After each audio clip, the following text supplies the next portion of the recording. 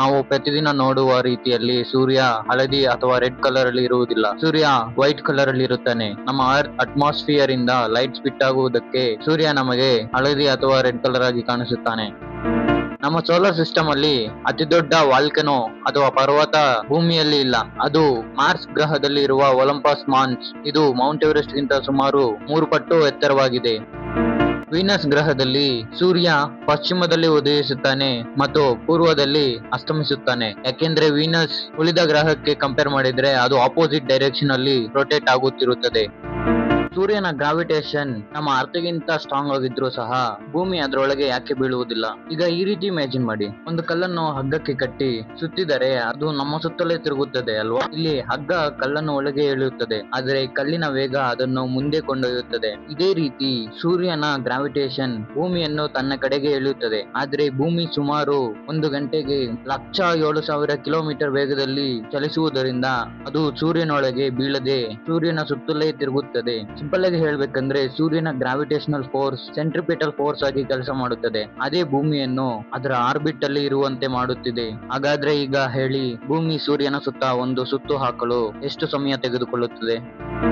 ಸೂರ್ಯ ಅಷ್ಟೊಂದು ಪ್ರಕಾಶಮಾನವಾಗಿದ್ರು ಸ್ಪೇಸ್ ಮಾತ್ರ ಯಾವಾಗಲೂ ಡಾರ್ಕ್ ಆಗೇ ಇರುತ್ತದೆ. ಯಾಕೆ? ಇದಕ್ಕೆ ಕಾರಣ ಸ್ಪೇಸ್ ಅಲ್ಲಿ ಭೂಮಿಯಂತೆ ಬೆಳಕನ್ನು ಎಲ್ಲಾ ದಿಕ್ಕುಗಳಲ್ಲಿ ಹರಡುವ ವಾತಾವರಣ ಅಂದ್ರೆ ಅಟ್ಮಾಸ್ಫಿಯರ್ ಇಲ್ಲ. ಭೂಮಿಯಲ್ಲಿ ಸೂರ್ಯನ ಬೆಳಕು ಗಾಳಿಯ ಕಣಗಳಿಗೆ ತಾಗಿ ಎಲ್ಲಾ ದಿಕ್ಕುಗಳಿಗೂ ಹರಡುತ್ತದೆ. ಅದಕ್ಕೆ ಆಕಾಶ ಬ್ಲೂ ಕಲರ್ ಅಲ್ಲಿ ಕಾಣುತ್ತದೆ. ಆದ್ರೆ ಅಂತರಿಕ್ಷದಲ್ಲಿ ಗಾಳಿ ಇಲ್ಲದ ಕಾರಣದಿಂದ ಬೆಳಕು ನೇರವಾಗಿ ಮಾತ್ರ ಪ್ರಯಾಣಿಸುತ್ತದೆ. ಅಂತರಿಕ್ಷದಲ್ಲಿ ನಾವು ಸೂರ್ಯನನ್ನು ನೇರವಾಗಿ ನೋಡಿದರೆ ಬಿಟ್ಟರೆ ಉಳಿದ ಕಡೆ ನೋಡಿದಾಗ ಸೂರ್ಯನ ಬೆಳಕು ಕಾಣುವುದಿಲ್ಲ.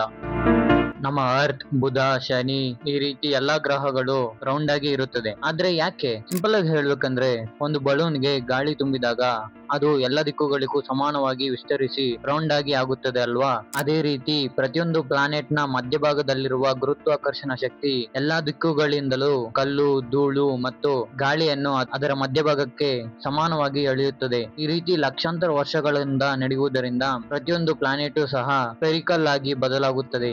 ಆಸ್ಟ್ರೋನಾಟ್ಸ್ ಸ್ಪೇಸ್ ಗೆ ಹೋಗುವಾಗ ಅಥವಾ ಸ್ಪೇಸ್ ಇಂದ ಅರ್ತ್ ಗೆ ಬರುವಾಗ ಆರೆಂಜ್ ಸೂಟ್ ಯಾಕೆ ಹಾಕಿಕೊಳ್ಳುತ್ತಾರೆ? ಇದಕ್ಕೆ ಒಂದು ಮುಖ್ಯವಾದ ಸೇಫ್ಟಿ ರೀಸನ್ ಇದೆ. ಒಂದು ವೇಳೆ ಲಾಂಚ್ ಸಮಯದಲ್ಲಿ ಅಥವಾ ಸ್ಪೇಸ್ ಇಂದ ಅರ್ತ್ ಗೆ ಬರುವಾಗ ಎಮರ್ಜೆನ್ಸಿ ಆದಾಗ ಸಮುದ್ರದಲ್ಲೋ ಅಥವಾ ಕಾಡಿನಲ್ಲೋ ಇಳಿಯಬೇಕಾಗುತ್ತದೆ. ಆಗ ಈ ಆರೆಂಜ್ ಕಲರ್ ಬಹಳ ದೂರದಿಂದಲೇ ಸುಲಭವಾಗಿ ಕಾಣುತ್ತದೆ. ಅದರಿಂದ ರೆಸ್ಕ್ಯೂ ಟೀಮ್ ಅವರನ್ನು ಬೇಗನೆ ಹುಡುಕಿ ಕಾಪಾಡಬಹುದು.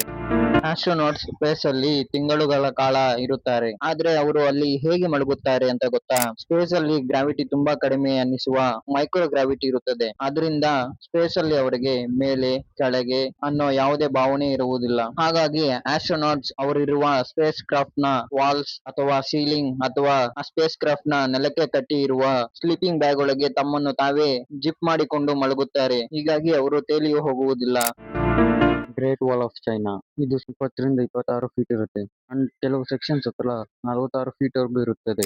ಇದು ಸ್ಪೇಸ್ ಇಂದ ನೋಡಿದಾಗ ನಮ್ಮ ಕಣ್ಣಿಗೆ ಕಾಣುತ್ತದೆ ಎಂದು ಹಲವರು ಹೇಳುತ್ತಾರೆ. ಆದ್ರೆ ಇದು ನಿಜವಲ್ಲ.